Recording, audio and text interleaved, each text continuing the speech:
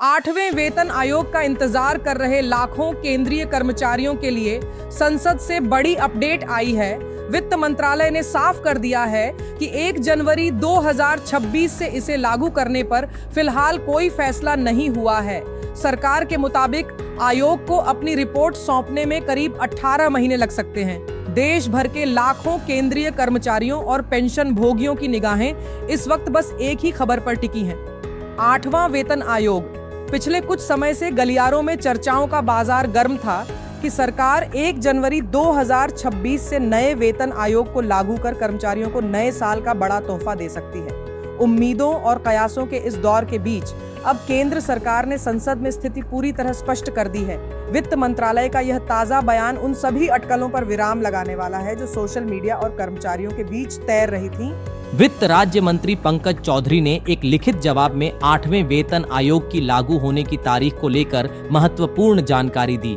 जब उनसे पूछा गया कि क्या सरकार 1 जनवरी 2026 से 8वें वेतन आयोग को लागू करने की तैयारी कर रही है, तो उन्होंने स्पष्ट शब्दों में कहा कि लागू होने की तारीख सरकार तय करेगी, लेकिन अभी इस पर कोई फैसला नहीं लिया गया है। सिफारिशें आने में लग सकता है। 18 महीने का वक्त कर्मचारियों के मन में उठ रहे सवालों का जवाब देते हुए वित्त राज्य मंत्री ने प्रक्रिया की समय सीमा पर भी प्रकाश डाला।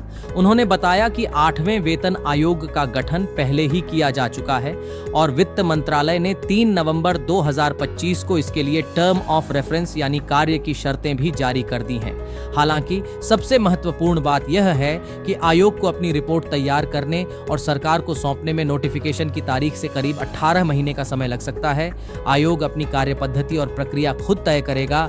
इसका सीधा अर्थ यह निकाला जा सकता है कि आयोग की सिफारिशें आने और फिर सरकार द्वारा उन पर मुहर लगाने में अभी वक्त लगेगा। ऐसे में 1 जनवरी 2026 की तारीख को पत्थर की लकीर मान लेना जल्दबाजी होगी। 8वें वेतन आयोग का दायरा बहुत व्यापक है। सरकार द्वारा साझा किए गए आंकड़ों के मुताबिक देश में कुल 50.14 लाख केंद्रीय कर्मचारी और करीब 69 लाख पेंशन भोगी हैं। यानी 1.25 करोड़ से अधिक परिवारों की आर्थिक स्थिति सीधे तौर पर इस आयोग की सिफारिशों पर निर्भर करती है। संसद में यह भी सवाल उठा कि क्या सरकार ने आगामी बजट में इसके लिए पैसों का इंतजाम किया है।